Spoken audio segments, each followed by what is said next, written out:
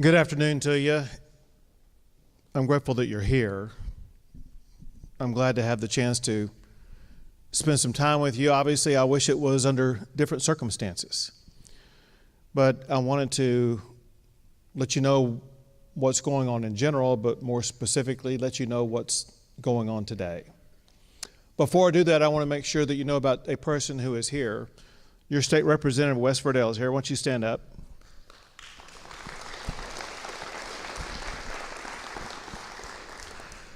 But the reason why I introduce him is that a state representative works for you. This is a time when you really need a state representative working for you. You have a lot of needs, and we're going to talk about that today. But some needs you'll have that maybe we don't talk about today. We have people that you will have a chance to visit with after the presentation here on the stage. But needs will arise over the course of the next year or two. A shortcut for you to make sure that you get solutions when you need those solutions to come from the state, it's going to be Wes Verdell. Understanding that some of your needs are going to be met by your local city or your county. Let me just start by saying that this is the most tragic devastation that I've ever seen in Texas. Just when you think about the loss of life alone, it's beyond heartbreaking. It's truly incomprehensible.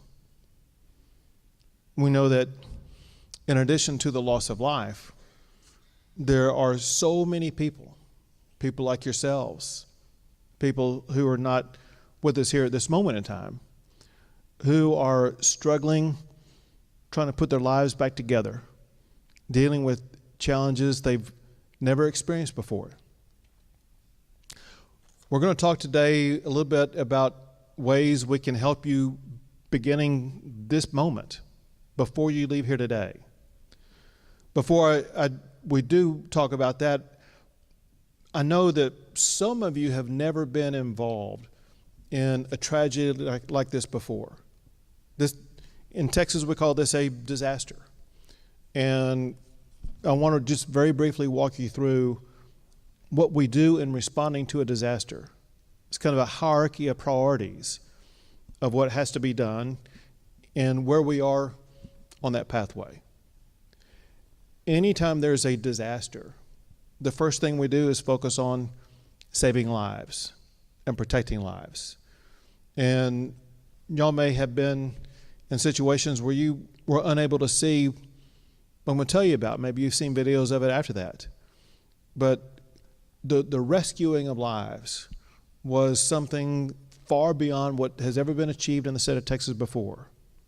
Not counting the Coast Guard, not counting the federal officials, just state officials alone, whether it be the National Guard, the Texas Department of Public Safety, Texas Task Force 1, alone, they saved or rescued more than 1,000 people. People who were caught up in trees, stuck in dangerous places in the river or on a rooftop, whatever the case may be. Job number one is to save lives. Job number two is to go through rescue missions and search missions. I think y'all probably know that from the Guadalupe area, to put this in context, there were other parts of the state that got hit by flooding also. But just looking at the Guadalupe River area, there still remain 2 people who are missing.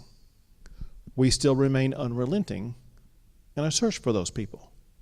We have professional search teams out constantly using the traditional methods as well as new techniques and technology to try to find the remaining 2 people, and we are not stopping. Next thing we focus on is to assist with a cleanup. Y'all have seen all of the debris, whether it be debris from homes or buildings or trees or whatever the case may be.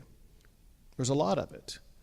And the way it works is there are several rounds of debris removal. Several rounds have already been undertaken. Y'all know there's still more debris out there. And we as a state, we're working with local officials as well as with federal officials to continue that debris removal process. And we want to make sure that it's going to be both as easy as possible for you, but also as effective as possible. One thing we can do is be responsive. One thing we cannot do is read minds. So my point in telling you that is if you have a need for debris removal in your area, let us know.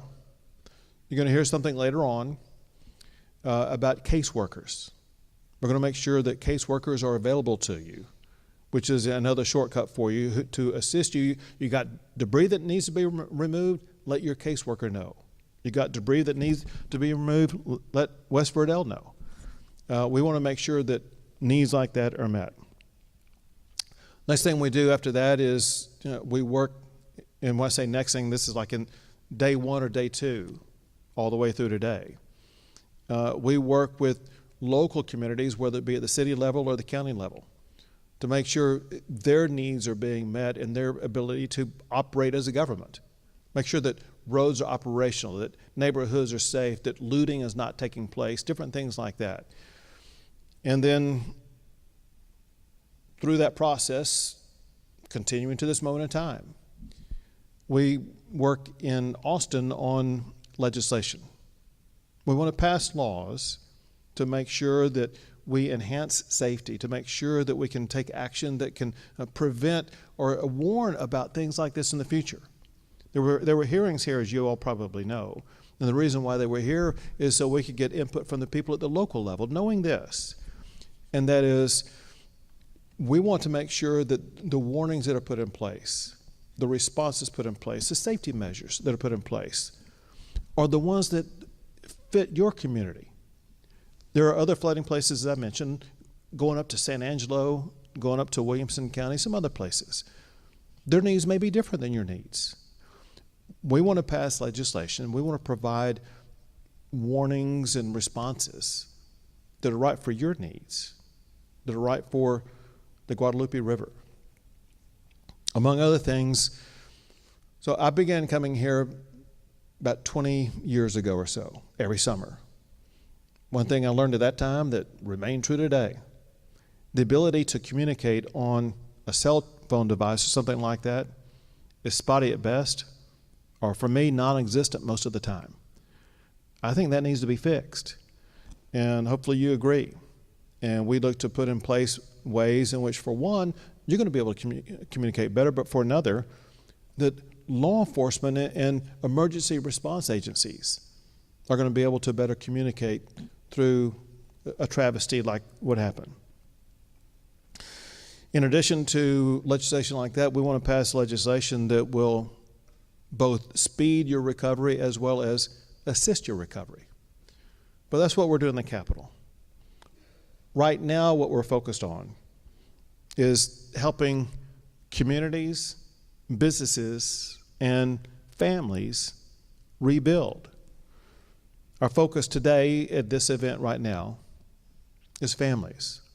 There's other times that we spend with communities and other times that we're going to be focusing on businesses, and other times where we're going to be working with families who are not here.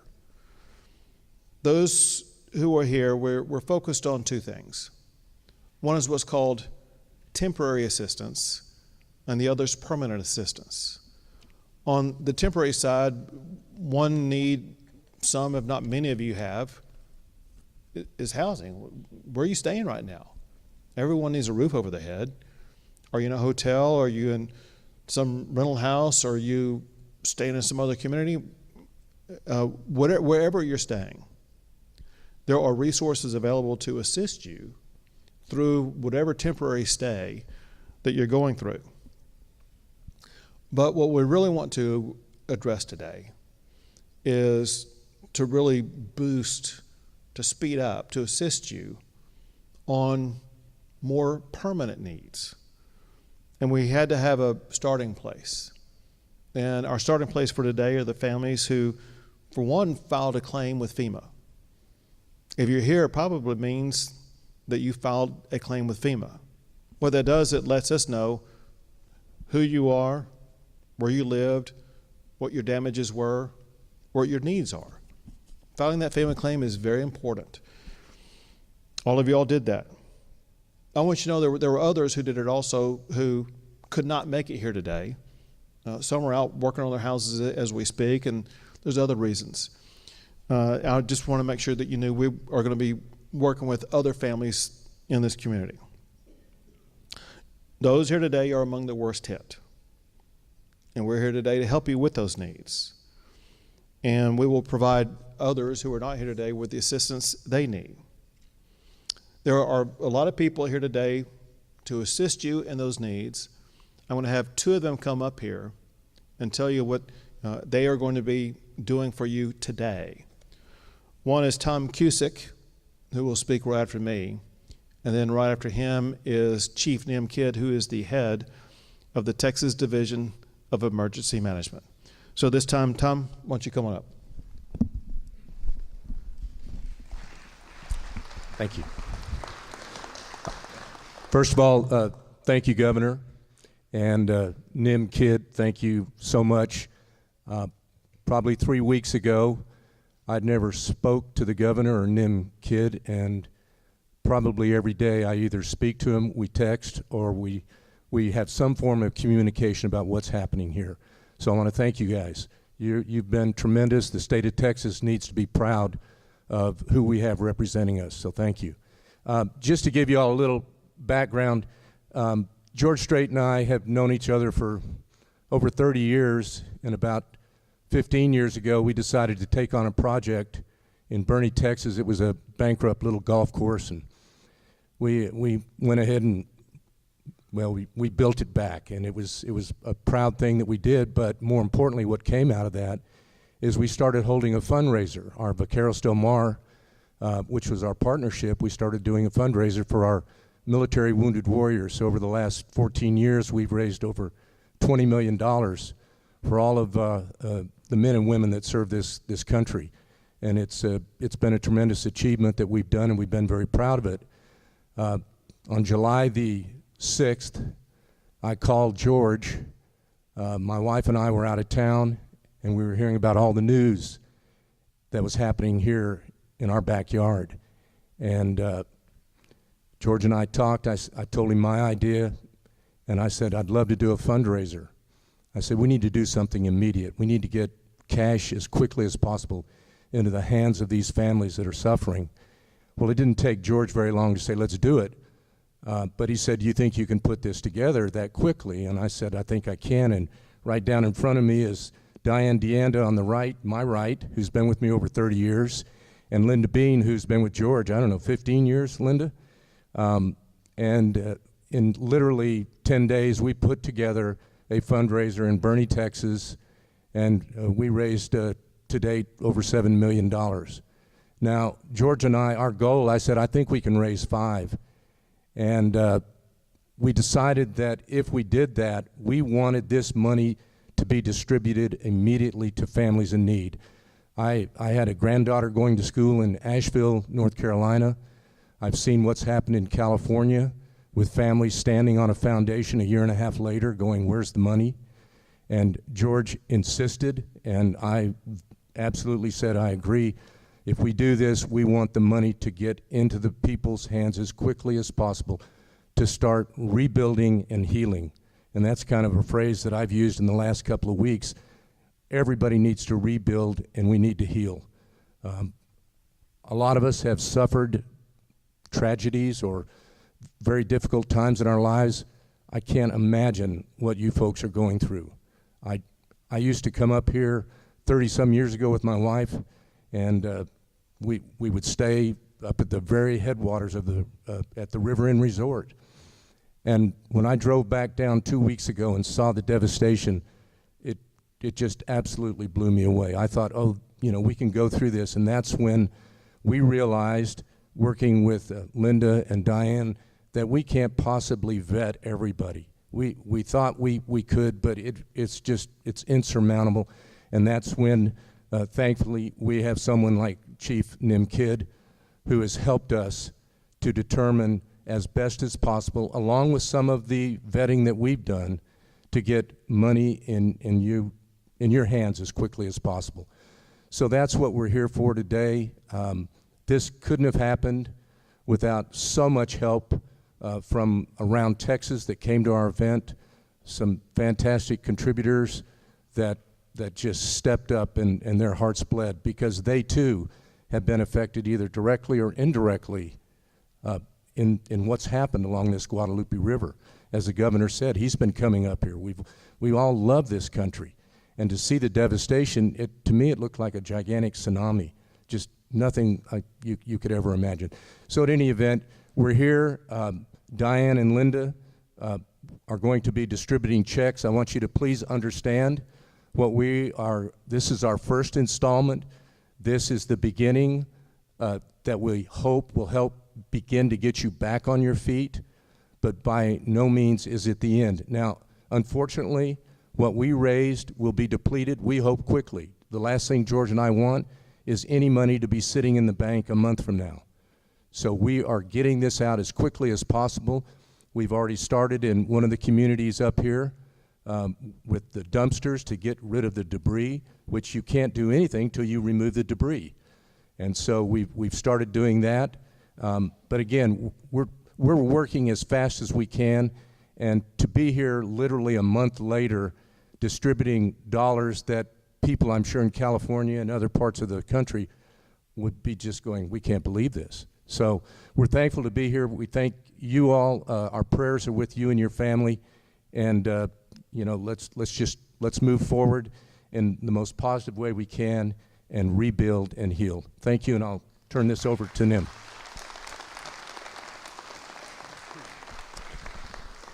Thank you, Tom. Thank you, Governor. Hello. How are y'all? You doing okay? It's been a tough time, hasn't it? Okay. I'm honored to be here with you right now. I'm going to tell you, I've been in this job for a little over 15 years, and I've been to disasters all over the nation as part of the State Urban Search and Rescue Team. And as slow as this feels like it's moving right now, I can tell you it's moving at a speed unlike any other disaster in this nation's history has moved. And that's because that man right there will not take no for an answer.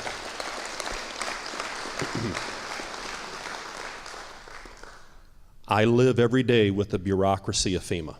And so my goal is to make them move as fast as possible. You may know when President Trump said that he was going to eliminate FEMA, he created a council, and on that council, he put 2 sitting governors. One of them is right there. And he put 2 state emergency management directors. One of them is right here. FEMA is jumping through themselves right now trying to keep that man happy so that they can keep a job. But what Tom and George and the good people at the Vaqueros Del Mar group have done is unlike anything I've ever seen.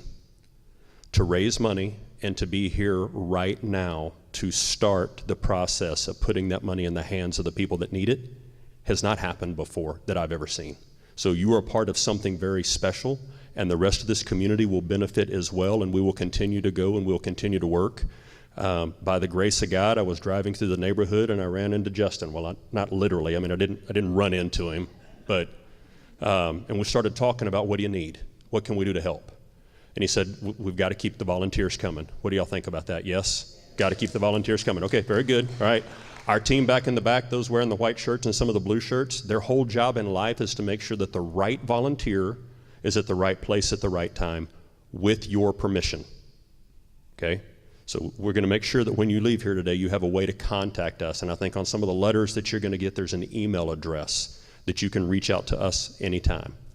The next thing we've done is we've asked friends from Endeavors to bring in navigators. Now, the navigator is your concierge. They're your one-stop shop to all of the resources that we are going to continue to marshal together and bring together. I want you to have a one-on-one relationship with your navigators. And the navigators in the back of the room, would y'all just stand up for us real quick, the Endeavors folks, the friends, the family, the teams? Okay. All right, they're here with you. And Mike, like we talked earlier in the lobby, we need one person, so I'm not going to 20 different places and filling out the same form 20 different times. They're going to help you with that. Justin, like we talked about, we're going to work on permitting and whatever that looks like. I don't have the answers to that right now, but we're not going to leave this community until you are rebuilt to your satisfaction. I want you to hear that, okay? We are here. We're not going. Our team is here. I will continue to come back here. I don't live too far from here, so this is home for me as well. But Justin, we're going to work through any of the local processes. We're not going to take no for an answer. We're going to get these families back in their homes. So, Governor, thank you for allowing me to be here today.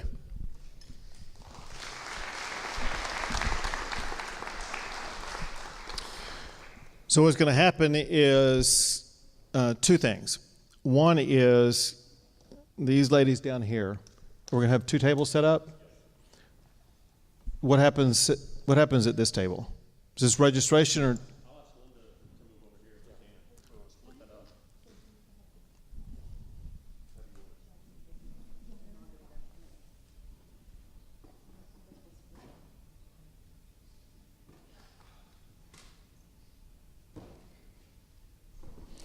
Which table do they go to first? Yeah, we're going to do this, FYI, we're going to do this in alphabetical order. If I understand, seating is in alphabetical order. Whose name, is there an A here? Okay, so you're first in line, but is it all just going to happen at one table? Okay, so who will be? So A through, well, I don't know if there could be an H before Holstein. What's your, Herrera is my last. All right, so A through Herrera will go to this table right here. No, it's Hosington. Hosington, you're the first at this table over here. And it's not a large crowd. We're going to get to everybody quickly. And so one last piece of explanation, which is hugely important. You're going to come up. You're going to get a check. This is a down payment. You're going to find this a large down payment to help you begin to piece your lives back together. There's more money where this came from.